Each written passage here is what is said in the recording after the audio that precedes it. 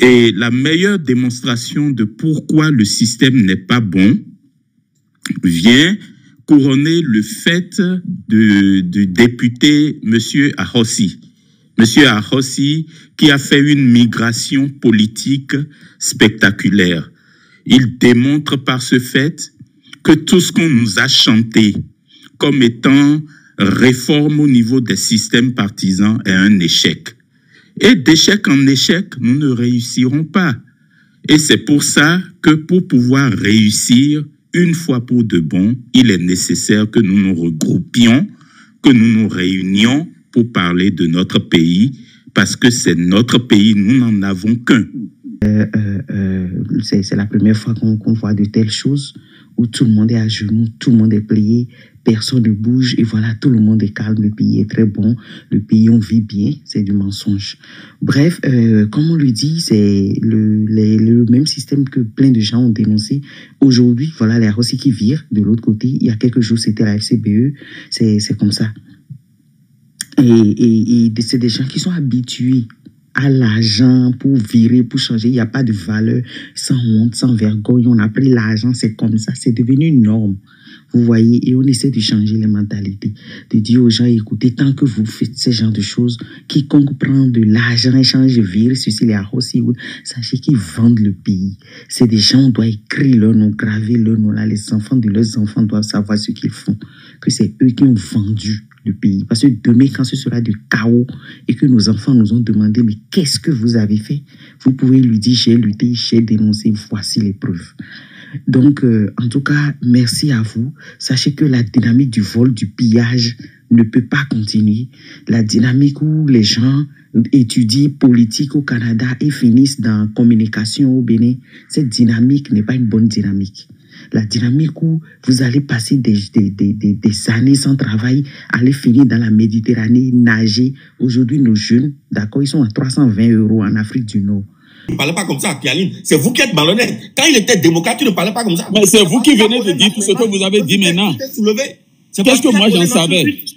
Il s'est mis sous le feu de la rampe. Vous l'avez mis sous le feu de la rampe. On est en train de le découvrir. De toutes les façons, moi je vous dis, un peuple, le président Talon, nous, on a été victimes de ce système, le système d'avant. C'est les Vidianaï, les Kialine là qui bénéficiaient de ça.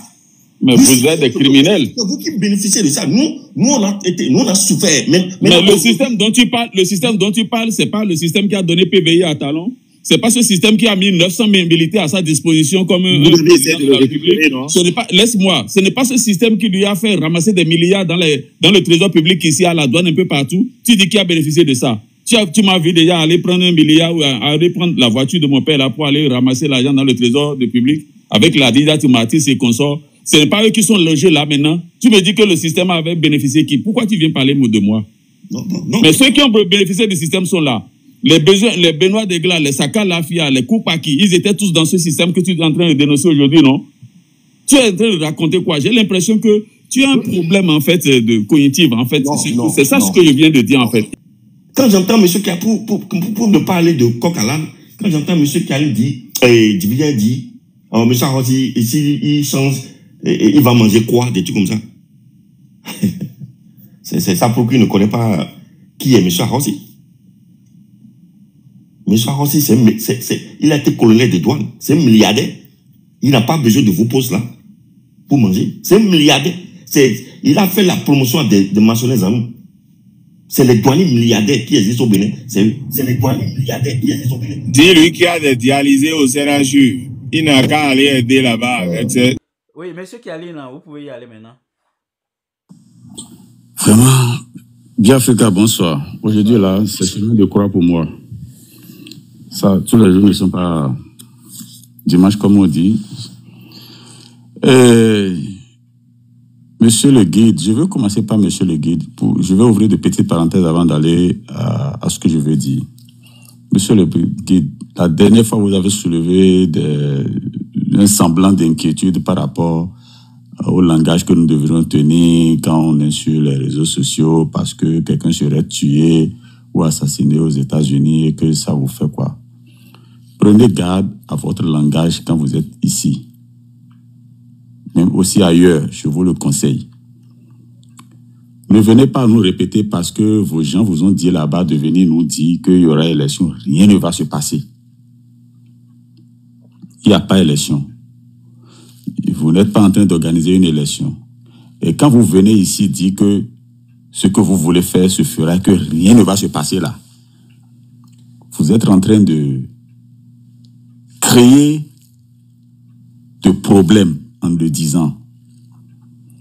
Et quand c'est vous qui prenez sur vous de tenir ce genre de langage, ne soyez pas surpris demain que quand quelqu'un va vouloir réagir, qu'il commence par vous. C'est très mauvais. Ne venez plus tenir ce langage ici.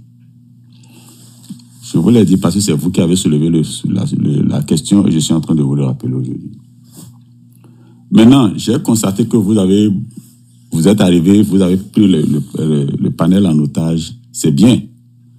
Mais ça aurait été mieux si vous avez dit quelque chose de potable. Laissez-moi, ne m'interrompre. Ah oui, c'est mon frère visionnaire. Ça aurait été intéressant si vous avez dit quelque chose de potable. Vous n'avez rien dit de potable, s'il vous plaît. Et je vais vous recommander souvent de prendre du recul et de la sagesse avant de vous l'ouvrir.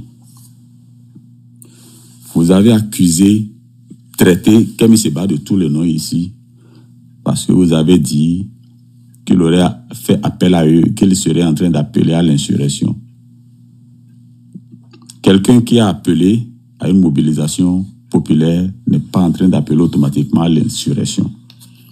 Et un peuple ne peut pas aller à l'insurrection si vous ne semez pas les graines d'insurrection au sein de ce peuple-là. Aucune insurrection. Toutes les insurrections ont toujours un fondement. C'est pour vous dire que vous êtes même d'abord mal placé à vouloir nous dire ce qu'il faut faire, ce qu'il ne faut pas faire. Nous vous avons vu 15 ans auparavant, sinon même peut-être moins 13 ans, ou je ne sais pas combien ça a duré déjà, parce que je ne me rappelle plus la date. Nous vous avons vu soulever, financer l'insurrection dans ce pays. Et ça a coûté des vies, ça a coûté aux gens de l'infimité à vie, ça a coûté tout ce que nous savons en termes d'insécurité ou de destruction de biens publics. Aujourd'hui, c'est vous qui trouvez que l'insurrection n'est pas civique, que ce n'est pas citoyen. Et vous voulez dénoncer ça. Quand vous voulez accuser Kemi Seba d'appeler à une mobilisation sans reprocher à Patrice Talon de vouloir tenter à la vie d'un chef d'État, que vous venez parler de prise de pouvoir par des armes, vous donnez des leçons à qui? À qui vous voulez donner ces leçons-là? Vous voyez? Comme je vous ai dit, c'est une parenthèse. Je vais la fermer. Monsieur Biafrika, les amis du panel, bienvenue dans la République des Djembe, comme on le dit, des Djembe. Nous avons des gens qui nous gouvernent, c'est des gens sans moralité qui font la politique au Bénin. Je pèse bien mes mots. Je ne sais pas s'il faut que nous mettons encore le pied dans les plats.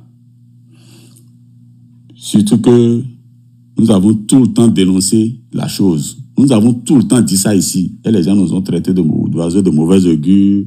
Nous voulons diviser le pays, nous voulons. Mais ça se passe maintenant sous leurs yeux. On n'est allé nulle part encore. On n'est allé nulle part. Ça se passe sous vos yeux là. Vous voyez? On dit souvent que pour avoir de la vertu, il faut un minimum de bien-être. Mais est-ce à dire que nos politiques là, ils n'ont pas encore le minimum de bien-être? C'est pour ça qu'ils ne peuvent pas être vertueux. Si eux estiment qu'ils n'ont pas le minimum de bien-être pour être vertueux là, ils vont dire quoi des pauvres populations qui ont de la dignité, des paysans qui dans des villages ramassent, c'est-à-dire qu'ils n'ont jamais vu 100 000 francs de leur vie, ramassent des sacs avec des millions et les conservent jalousement et recherchent le propriétaire leur remet ça. Ça se passe chez moi, au Bénin, où les gens ont faim, mais ils sont dignes. Mais nos politiciens, ils ont mangé tout le Bénin. Ils en ont tellement mangé qu'ils sont devenus malades de ça. Et on les évacue encore avec l'argent qui reste. Et pourtant, il ne peut pas être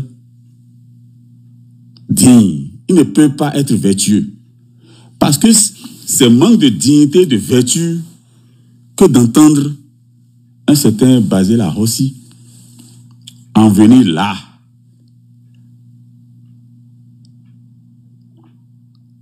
Ce n'est pas aujourd'hui que Romia Wardani est dans la rupture que Basil Arrossi a tout le temps combattu.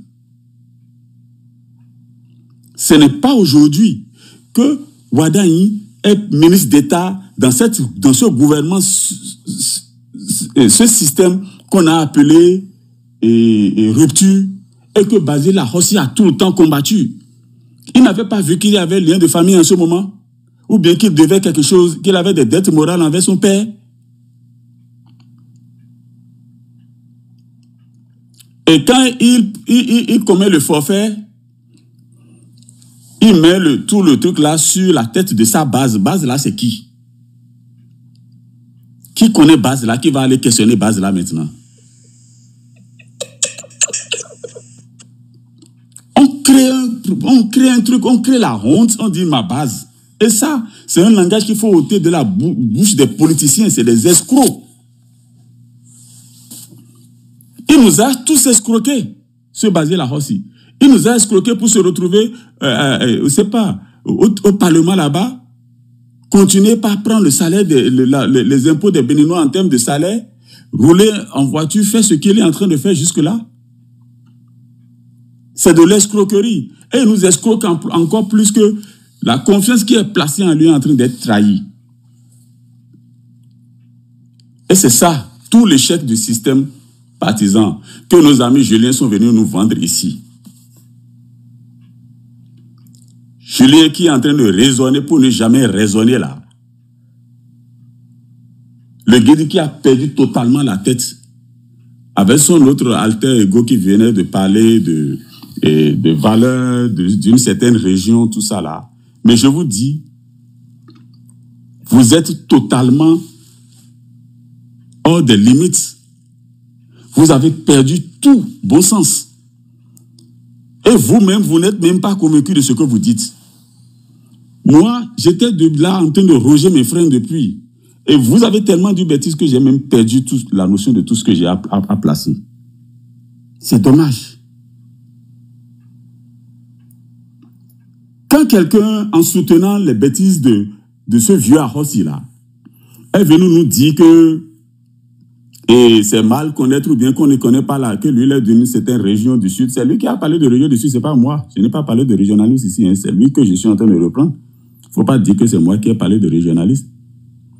Que la région du Sud, que la trahison, il va payer cher, il va croire que le sudiste ne trahit pas. Depuis quand est-ce que le sudiste ne trahit pas? Je veux que vous me prouvez ça. Moi, je ne sais pas qui est sudiste, qui est nordiste, qui est centriste. Mais, Talon, qui est votre champion là, vous donnez des leçons de fidélité ou bien de gratitude ou bien, je ne sais pas, quand vous indexez la question de trahison ou de traîtrise, Talon, qui est votre champion là, il doit tout à Soglo. Il doit tout ce qu'il est aujourd'hui à Nicéphore Soglo. Quand bien même, ça a été le truc là, le résultat malsain d'un truc là, d'un système de népotisme. Il doit tout à Soglo. Et pourtant, quand il s'agit de la politique, de la même politique pour laquelle Basil Arrossi veut justifier d'une certaine dette morale, quand il s'agit de cette politique, Talon n'a pas eu de retenue à martyriser, à malmener la famille Soglo, dont il a gazé la maman, qu'il a manqué de brutaliser le papa, et envoyer les enfants en exil, ou bien envoyer un enfant en exil et faire tirer sur l'autre, paraît-il. Nous sommes ici, nous entendons tout ça. Ou bien c'est pas dans l'affaire de l'élection où l'élection n'aura pas lieu là, que quelqu'un s'est porté candidat et on lui a tiré dessus. Mais il n'avait pas, lui, il est du Nord. Lui qui manque de dette morale envers de ce là, il est du Nord.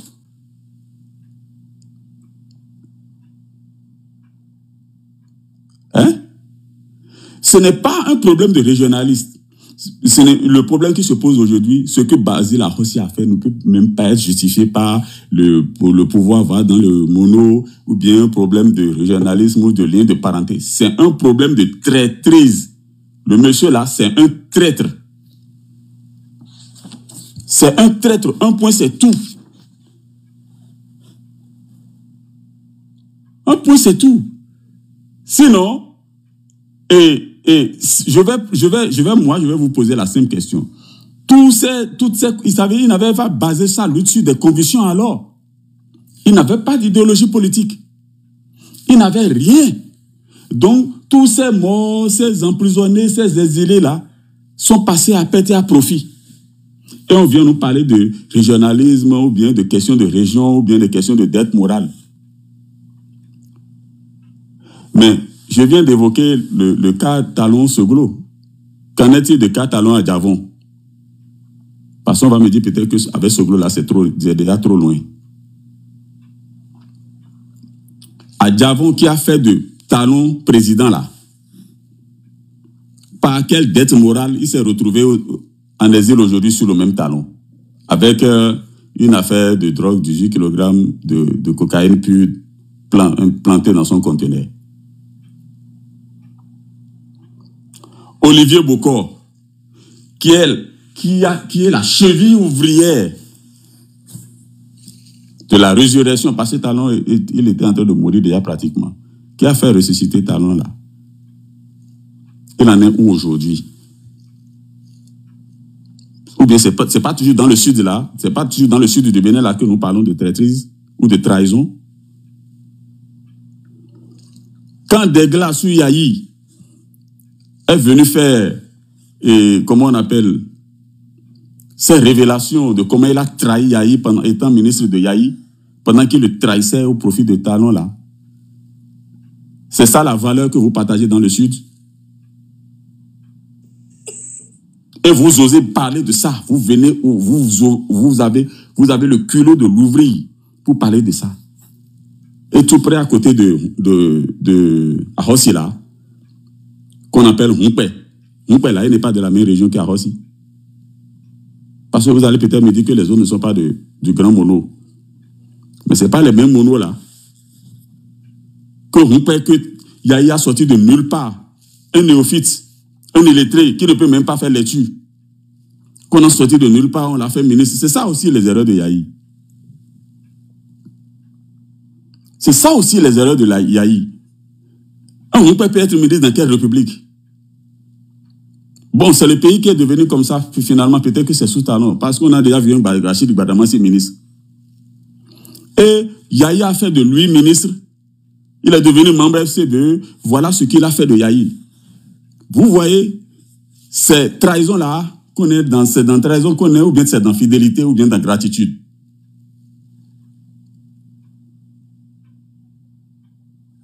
Hein? Faites-moi un dessin, je n'ai pas encore compris, parce que vous allez expliquer votre fidélité, votre notion de quoi là, je ne peux pas comprendre ça. À moins de me faire un dessin, et j'ai besoin d'un dessin. Et vous mentez, vous ne vous arrêtez pas. Le monsieur qui vient de dire, le Julien là, qui a dit que lui il est au Canada, et tu as $30 canadiens là, quand les gens gagnent un salaire de $30 canadiens là, c'est un exploit. Ça c'est salaire derrière ça. Moi je ne veux même pas parler de ça.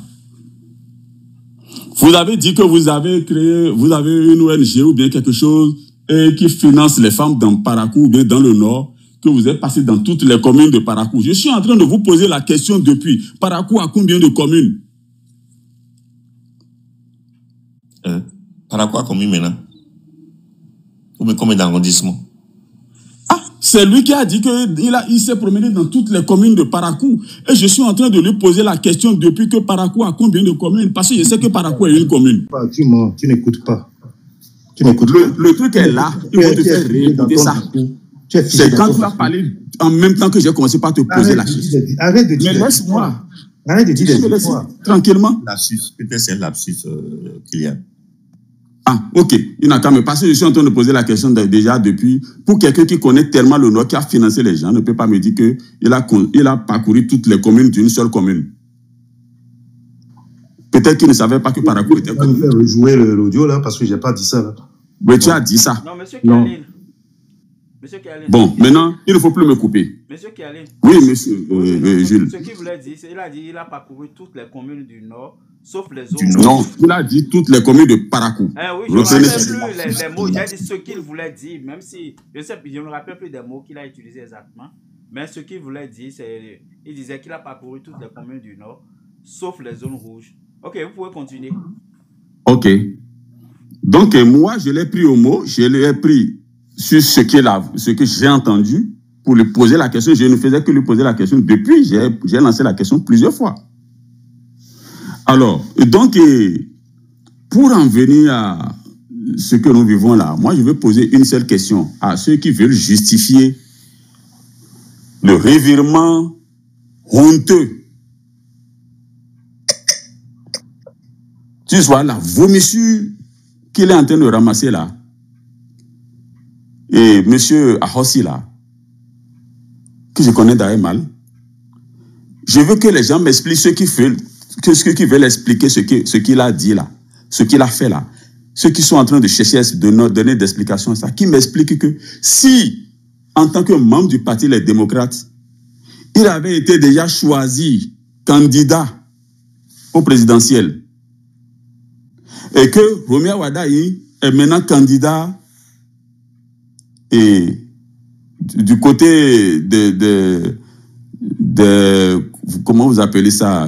Je ne sais même pas comment je vais appeler parce que c'est une fabrication de sec là, je ne sais pas comment on va appeler ça. Du côté de la mouvance, si, je répète, Ahossi avait été candidat démocrate et que l'autre candidat de la mouvance là, Romia Wadaï est élu, donc Ahossi va démissionner pour dire non parce que j'ai des dettes envers son père là, je vais démissionner, je lui laisse le pouvoir.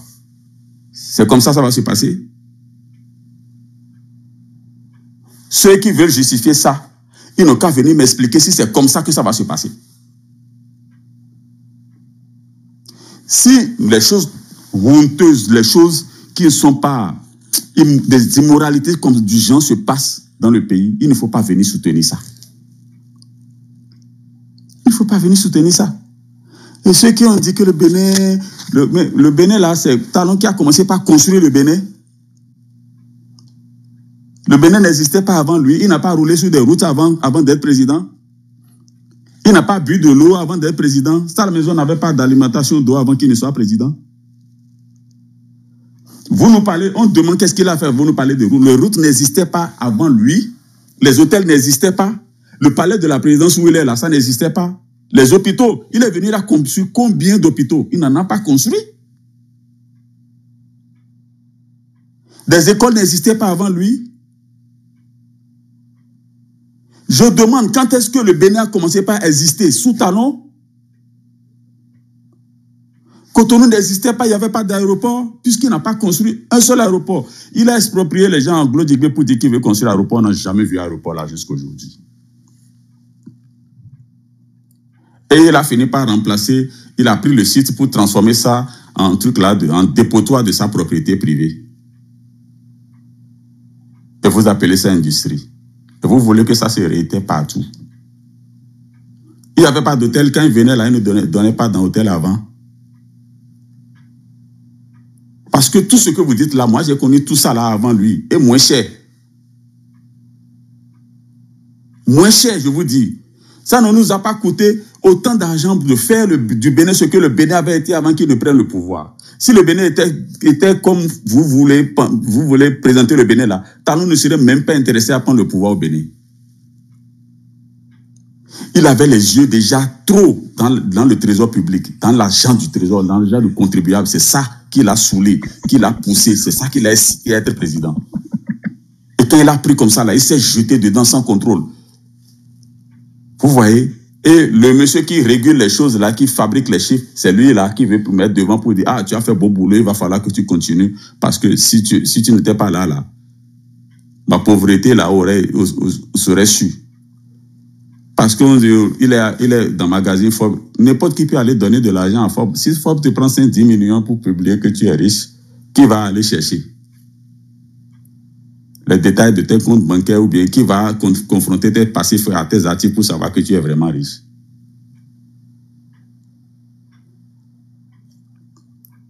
C'est ça. Donc, moi, le faux débat que vous êtes en train de soulever par rapport à Hossi pour vouloir justifier la chose, voilà, moi, les quelques questions que moi, je cherchais à vous poser là-dessus. Je n'ai pas envie de vraiment m'attarder sur... Bon, seulement que je remarque que c'est dommage que Hossi soit en train de passer à côté à profit tous ces morts, tous ces exilés, tous ces emprisonnés qui se sont battus pour la préservation des acquis démocratiques, dont il a fait récupération pour devenir député, pour aujourd'hui encore en train de trahir tout un peuple. C'est inadmissible et grotesque. C'est honteux et oubliant. C'est ça, hein? C'est ça. Et en plus que le monsieur qu'on appelle Julien, quoi là, je ne sais pas comment il s'appelle, Julien quoi, tu viens justifier qu'on doit continuer par voler, braquer nos paysans pour avoir de la matière première. Donc, vous là, c'est comme ça qu'on a fait le développement au Canada. Il va falloir que les Canadiens fassent attention à vous, parce que si jamais vous parvenez à avoir une passée de pouvoir au Canada, vous allez être un danger pour le peuple canadien. On vous voit venir. Paraît-il que vous avez créé un mouvement politique. Et moi, je vais militer pour que ces Canadiens ne vous fassent pas confiance. Vous êtes un danger. Monsieur Kiali, 1 minute encore pour conclure. Merci. Je crois que j'ai déjà même fini. Ok, merci beaucoup. On va écouter Monsieur Vidianaï. Bonsoir. Ah, j'ai demandé motion depuis, tu ne m'as pas donné. Non, je vais prendre l'émotion après. Mais quand il me dit que je suis un danger, je dois dire quelque chose aussi. Tu comprends? Non, depuis 2 heures de temps, je demande motion, tu ne me donnes pas. Non, Guide, je vais revenir à toi. Tu peux prendre ta motion, mais ça va être en même temps ton dernier tour de parole, oui. Ouais, je peux prendre la parole maintenant. Oui. Ok. Bon, Jules, merci pour m'avoir donné la parole. Bon, depuis, je n'avais pas donné mon point de vue sur l'affaire de Hossi. Moi, personnellement, ça m'a pas étonné parce que tu te rappelles que sur tes panels, j'ai déjà dit ce que je m'attendais ça. Et sa position ne m'étonne pas. Vous allez remarquer que en 2023, ce que je disais à le Russe tout à l'heure, il a voté pour le budget de l'État. Le seul des démocrates qui a voté pour le budget en 2023. Les gens, ça a fait toller, mais les gens ne comprennent pas. Pourquoi? Et il a voté, que les gens m'entendent bien, il a voté ce budget-là. Pourquoi? Parce que dans le budget, il est prévu la construction de la route à Djahatiemi. La route qui prend tous les jours pour aller dans sa commune. Donc, du coup, il ne peut pas voter, la politique, ce n'est pas de l'émotion, comme je suis en train de voir chez Kiali. La politique, c'est la guerre des intérêts. Il a voté pour ça, à cause de cette route. Et quand on a voulu lancer la route, tous les gens là, je les ai vus. Il y a les gens du démocrate sont venus s'asseoir. Lui-même s'est assis quand on a lancé la route. La route est en cours actuellement. Pour dire quoi? Sa position aujourd'hui, mais ça se justifie. Il a dit clairement que ces populations, ceux qui le soutiennent, ne veulent plus rester dans l'opposition. L'opposition, ce n'est pas le guerre. L'opposition, la manière dont la loi sur l'opposition a été votée à l'Assemblée sous parti talon, exclut tous les opposants des postes politiques. Or, dans sa région, des gens demandent de boulot, les gens demandent des postes. La politique, ce n'est pas aux beaux yeux des Cléalines. Cléalines qui parlent, ce n'est pas l'émotion. Ce n'est pas un jeu, c'est la guerre des intérêts. Ces gars lui demandent des choses. Et pour le faire, est-ce qu'il faut rester dans l'opposition? Non. Pas du tout. Pas du tout, je suis désolé. De plus, il dit quoi? Il dit que le monsieur est parenté à lui. Il y a un problème pour ça. Si c'était vous étiez à sa place, vous allez faire quoi? Il a fait quoi demain? Il a fait quoi demain? Non, il n'a rien fait de mal. Il a fait l'opposition depuis 2007. C'est théâtral. Il a décidé de changer.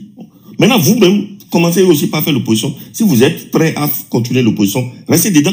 Vous allez continuer votre opposition là-bas, tout et tout. Mais sa base dit qu'eux ne veulent pas. Parce qu'eux veulent maintenant goûter à la chose. Ce que Viviane dit. Les gens veulent manger aussi. Donc, pour manger, on fait comment? Pour avoir des postes politiques, pour avoir des postes, il faut faire quoi? Il faut faire l'opposition. Je suis désolé. Non. Donc, c'est normal qu'il ait des choses là. Lui, il est très éveillé, il est très intelligent. Il n'est pas dans des émotions comme vous. Maintenant, pour revenir un peu, pour conclure, revenir un peu à ce que Kaline a dit, Viviane. Moi, personnellement, je ne comprends pas ce peuple-là, certaines personnes qui viennent sur les panels et ne fait que répéter, on a fait. Moi, je n'ai jamais vu un peuple ou bien quelque part sur un panel dans un pays ou bien un pays, les habitants de ces pays viennent sur les panels, ne fait que répéter, on a faim. Mais qui vous empêche de manger dans le pays? Je ne dis pas que tout est rose. Nous tous, moi j'ai des amis qui souffrent énormément. Ils avaient des marchés pas possibles. Mais je sais comment les gens ont des marchés dans le pays. Je connais. Je sais comment les gens ont des marchés pas possibles. À travers des circuits peu orthodoxes, on sait. Quand j'entends M. Kialin, pour ne pas aller de coq à l'âne, quand j'entends M. Kialin dit, Dividia dit, M. Arossi, ici, il change, il va manger quoi, des trucs comme ça. C'est ça pour qui ne connaît pas qui est M. Arossi. M. Arossi, il a été colonel des douanes. C'est un milliardaire. Il n'a pas besoin de vos postes là pour manger. C'est un milliardaire. Il a fait la promotion de maçonneries en nous. C'est les douaniers milliardaires qui existent au Bénin. C'est les douaniers milliardaires qui existent au Bénin. Dis-lui qu'il y a des dialysés au CNHU. Il n'a qu'à aller aider là-bas avec ces milliards. On en a besoin. Ce sont des milliards du pays, non? Ben, Milet, on a Joton, les dodo. Ben, Milet, on a. Que c'est, il y a guide, panel, il y a non. Chance, Milet, dobo, beto, jo, de l'edo. Sinon, il y a un contrôle, mat, besoin d'avoir des débat, il y a un collègue. Il a voulu bodo et quand même beaucoup. Bon, en disparaît son candidat, bon, il a mon temps pour et je suis très sérieux quand je dis ça. Si vous pensez que c'est du jeu, ce que toi, tu dis là, si le peuple ne dit pas qu'il a faim, le peuple va dire quoi? Si le peuple ne mange pas, tu manges, tu te soignes et tu vis normalement. Si vous ne mangez pas, pourquoi eux ils s'attaquent? Pourquoi ils veulent rester obligatoirement? Pourquoi le président même ne part pas? Il ne veut pas partir. Pourquoi Wada il veut être président? Il est milliardaire aussi, non? Il est ministre des Finances. Il a été ministre des Finances pendant 10 ans. Il est milliardaire. Pourquoi il veut devenir président? Pourquoi il veut devenir président? Réponds-nous sur le panel. Réponds-nous, le guide. Pourquoi il veut devenir président? Parce qu'il est déjà milliardaire.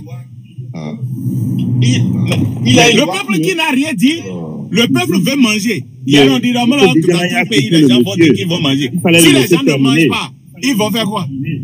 Non. Des autres, donc aujourd'hui, c'est les douaniers milliardaires qui sont vos partenaires maintenant.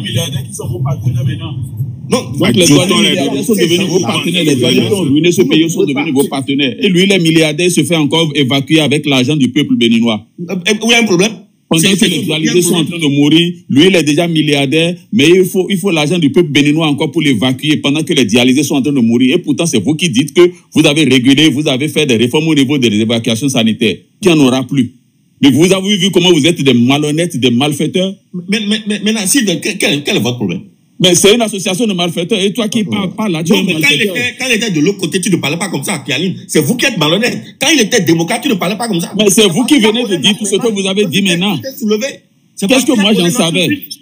Il s'est mis sous le feu de la rampe. Vous l'avez mis sous le feu de la rampe. On est en train de le découvrir. de toutes les façons, moi je vous dis, un peuple, le président Talon, nous, on a été victimes de ce système, le système d'avant. C'est les Vidianaï, les Kiali, là, qui bénéficiaient de ça. Mais vous êtes des criminels. C'est vous qui bénéficiez de ça. Nous, on a souffert. Mais le système dont tu parles, c'est pas le système qui a donné PVI à Talon. C'est pas ce système qui a mis 900 militaires à sa disposition comme un président de la République. Ce n'est pas ce système qui lui a fait ramasser des milliards dans le trésor public ici à la douane un peu partout. Tu dis qui a bénéficié de ça. Tu m'as vu déjà aller prendre 1 milliard ou aller prendre la voiture de mon père là pour aller ramasser l'argent dans le trésor du public avec la Dida Martis et consorts. Ce n'est pas eux qui sont logés là maintenant. Tu me dis que le système avait bénéficié qui? Pourquoi tu viens parler de moi? Non. Mais ceux qui ont bénéficié du système sont là. Les Benoît Degla, les Saka Lafia, les Koupaki, ils étaient tous dans ce système que tu es en train de dénoncer aujourd'hui, non? Tu es en train de raconter quoi? J'ai l'impression que tu as un problème, en fait, de cognitif, en fait. C'est ça ce que je viens de dire, en fait. Tu as un problème mental, il faut résoudre ça d'abord. Il y a une question de santé mentale à ton niveau qu'il faut résoudre. Tu n'es pas psychanalytique pour dire des choses comme ça. C'est vous qui focalisez sur les gens. Moi, j'ai dit le système. Nous, là, le système actuel, c'est ce système que moi, je me retrouve. C'est ce système qui garantit l'avenir de mes enfants et de mes petits-enfants et de mes trucs. C'est le système qui met tout à plat. Et pour avoir... Oui, il faut conclure maintenant. Oui, c'était une motion là. Exactement. Donc moi, la dernière fois, je parlais avec mon ami de choses là. Pour conclure, mon ami qui est à la Banque mondiale, il me dit, si tu entends quelqu'un dire sur les panels, il a faim, c'est un fainéant. Et demande-lui quel travail il faisait. Quel travail? Est-ce qu'on a coupé le paiement des salaires? Vous voulez le confort? Vous avez des copines partout, vous avez ton ami. Toi et ton ami là, vous êtes des tarés. Il y a combien d'argent permanent au Bénin? Combien? L'État emploie combien de personnes? Que si quelqu'un dit qu'il a fait, c'est même pas sûr. Il y a beaucoup de vous êtes des tarés. Voyous et mégots. Quand même, le guide. Bien, petit panel tu es dame là, pour famille tu es pour bojo fafuno. Bojo fafuno edo. Bien, alors la vie. Le guide. Donne-moi le ti l'autre tala mi me bini ba. Je veux que Monsieur Jules, depuis quand tu es devenu fan Monsieur Jules, depuis quand tu es devenu si fan de mauvaise qualité? Je ne suis pas sûr si la Banque mondiale il raisonne comme ça. Non, je peux t'envoyer son numéro. Non, attends d'abord le guide. S'il est à la Banque mondiale, il raisonne comme ça, c'est déplorable quand même. On a entre 150 000 et 200 000 fonctionnaires au Bénin. Les 13 millions 600 000 Béninois qui restent là, ils n'émargent pas au trésor public. Et quand le prix de l'huile d'arachide quitte 600 et à 1200, alors que le salaire n'a pas augmenté, ben, c'est normal que les gens disent qu'ils ont faim. Donc, son raisonnement ne tient pas du tout debout. Ok, oui, monsieur Valdelor, vous pouvez prendre la parole maintenant. Je vais descendre les gens au fur et à mesure pour qu'on ne s'enlise pas dans le débat. Hein. Quelqu'un fait ça, son mot de fin, il descend en même temps. Monsieur Valdelor, vous pouvez réagir. Ok, apparemment, il n'est pas là. Monsieur Farid, en quelques mots encore pour la conclusion, parce qu'on va finir le live dans quelques minutes. Oui, une fois encore, je vous remercie pour le travail abattu, mais je voudrais tout simplement, pour tirer conclusion, que nous puissions joindre nos forces, que nous puissions ensemble travailler pour dégager le système Talon. Talon et son système, ils doivent quitter le Bénin entièrement. Nous devons travailler pour et sérieusement. Mais entendons-nous pour le faire. Ne soyons pas divisés.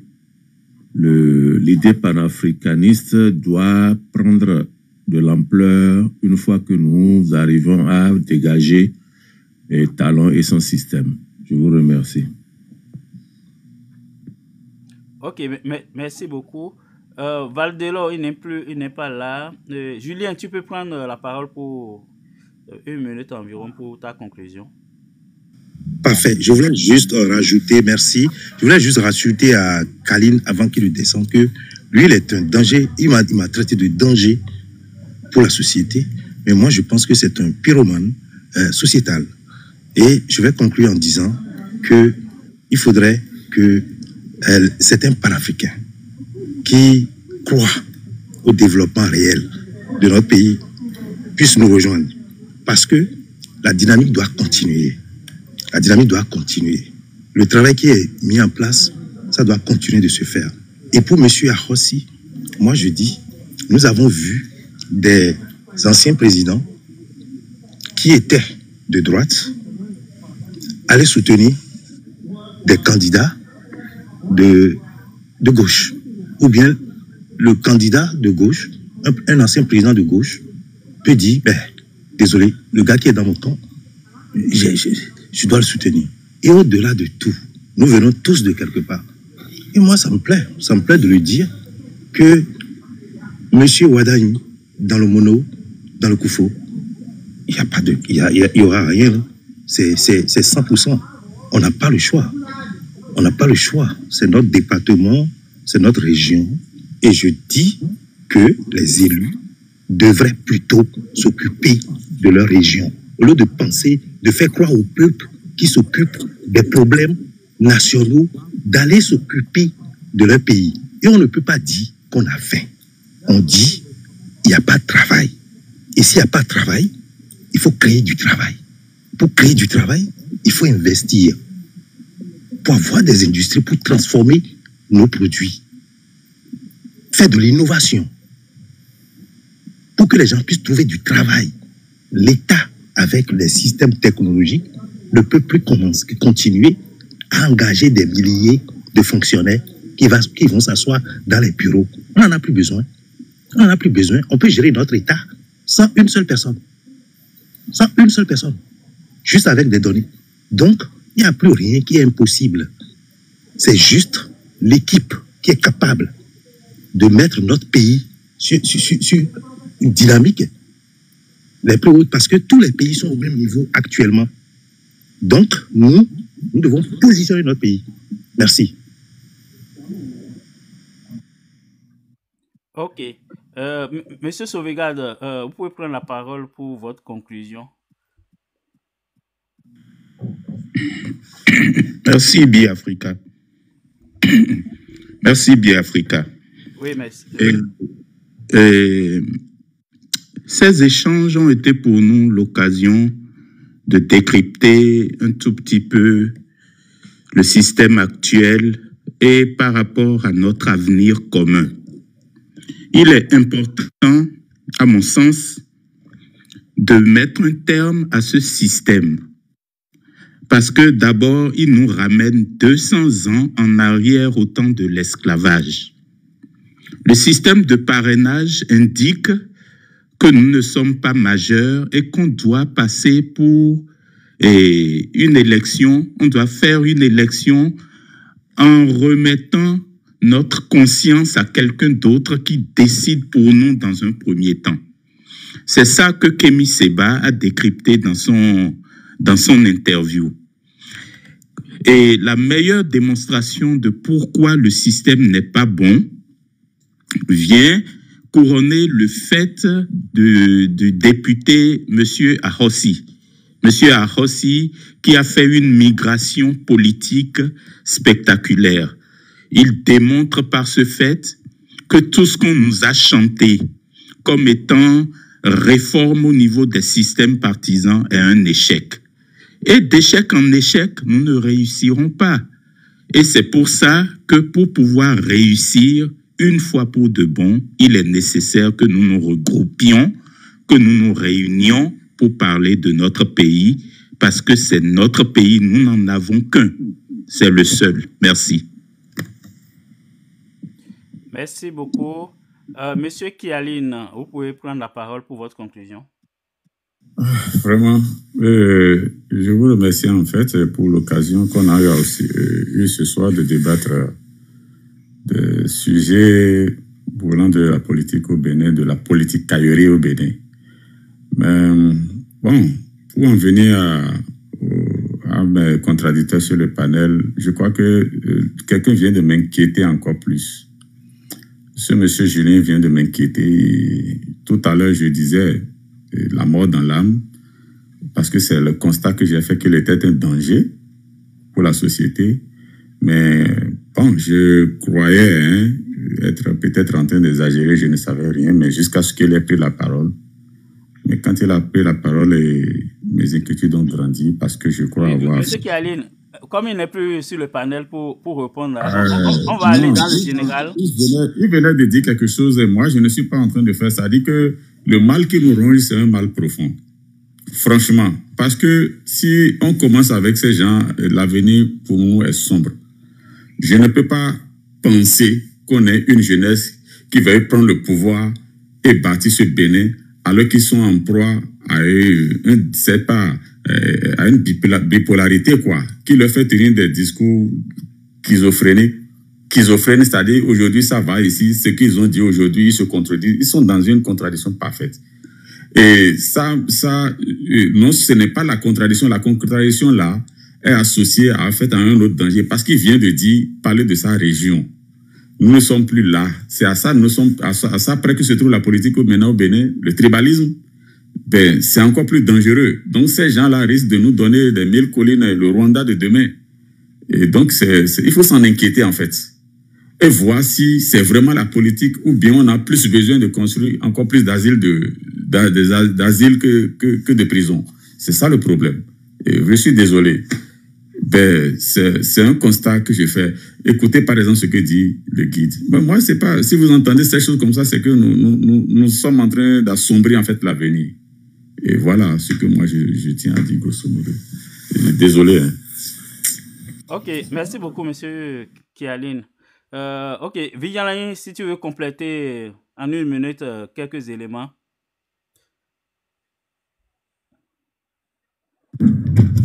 Ouais, monsieur Diossou, merci pour l'opportunité.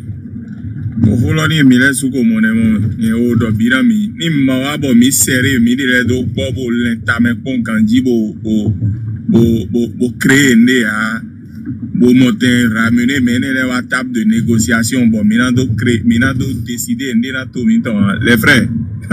C'est pas ce que nous sommes en train de dire en blaguant là hein.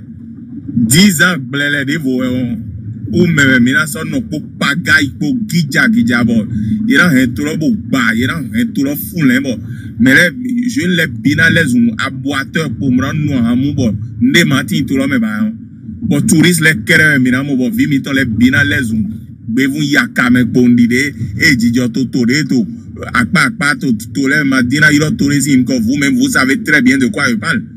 Ce que vous êtes en train de voir là, où on n'est pas en train de construire des vraies industries, on prend 78 à 80 milliards pour aller construire des assemblées nationales, hein, alors que la majorité des jeunes sont à la maison.